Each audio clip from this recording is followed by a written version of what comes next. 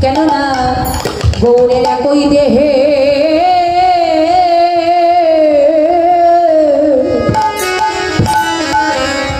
মধুর যুগল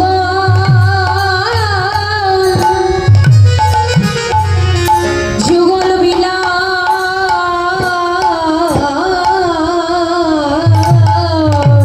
গৌরে বাবা গৌরের একা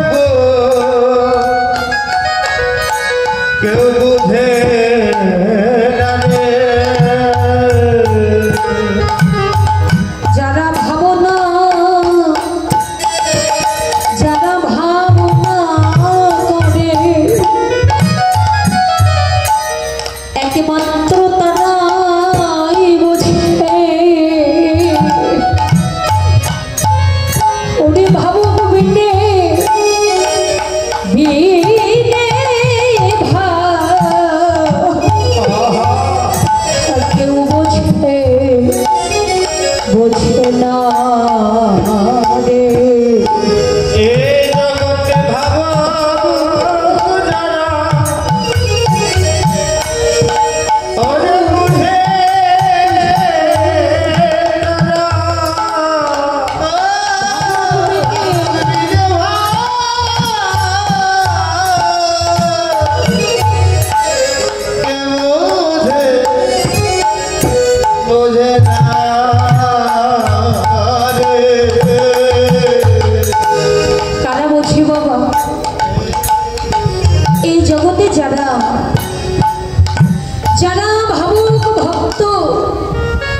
যারা সদা সর্বক্ষণ আমার গৌরের লীলা ভাবনা করে, যারা সব সময় আমার গৌরের চরণ ভাবনা করে, কেন বাবা? ভাবনাই হলো জীবের একমাত্র ভজন, ভাবনাই হলো জীবের একমাত্র সাধন। যে যত ভাবনা করবে, যে যত লীলা স্মরণ করবে, সে তো বুঝতে পারবে, লীলা মাধুরী আস্বাদন করতে পারবে।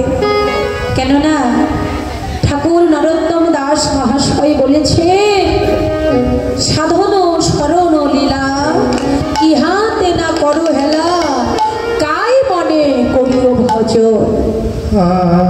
সাধন স্মরণ লীলা স্মরণই, লীলা স্মরণই জীবের একমাত্র ভজন, লীলা স্মরণই জীবের একমাত্র সাধন।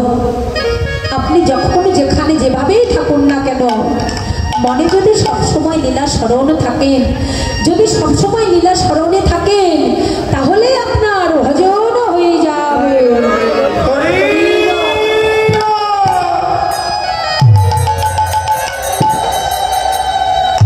তাই তো গৌরের একই দেহে যুগল বিলাস, দুই দেহ মিলে এক দেহ হয়েছে। তো কখনো রাধা ভাবে, আবার কখনো গোবিন্দ ভাবে বিভোর হয়ে যায়।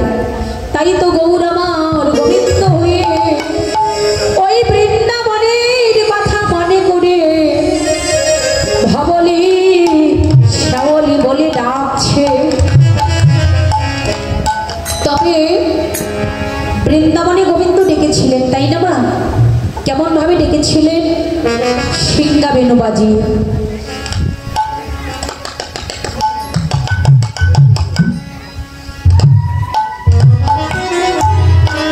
বৃন্দাবনে গোবিন্দ সিঙ্গা বেনু বাজিয়ে ডেকেছিলেন। এই নবদ্বীপে গৌরের হাতে তো কিছু নেই, তাই না? যুগে যুগে যেমন সত্য, ত্রেতা, দাপর, তিন যুগে প্রভু অবতীর্ণ হয়েছে। সত্য যুগে কি ছিল হাতে? সত্য যুগে ছিল শঙ্খ, চক্র, গদা, পদ্মধারী। আর ত্রেতা যুগে ভগবান কি গো মা? ত্রেতা যুগে ভগবান হলেন ধনুকধারী। আর দাপরে ভগবান শ্রীকৃষ্ণ মুরলীধারী। কিন্তু এই কলিযুগে আমার প্রভু কিছু ধারণ করে নাই, তাই না? অন্যান্য অবতারে ক্রোধে নানা অস্ত্র ধরে অসুরাদি করিলা সংহার। অন্যান্য যুগে প্রভু কি করেছে? অস্ত্র ধারণ করে শত্রু বিনাশ করেছে। কিন্তু এই কলিযুগে কি করেছে বাবা? এবে অস্ত্র না ধরিল, কি প্রাণেও কারে না মারিল। কি গো বাবা? এই কলিযুগে আমার প্রভু অস্ত্র ধরলেন না, আবার কাউকে প্রাণেও মারলেন না। কি করলেন গো? নাম প্রেমে করিলেন উদ্ধার। নাম প্রেমে এই জগৎ জীবকে উদ্ধার করলেন, পতিত জীবের গতি করলেন। তাই তো প্রভু কি বলে ধ্বনি করছে? ওরে সিংহ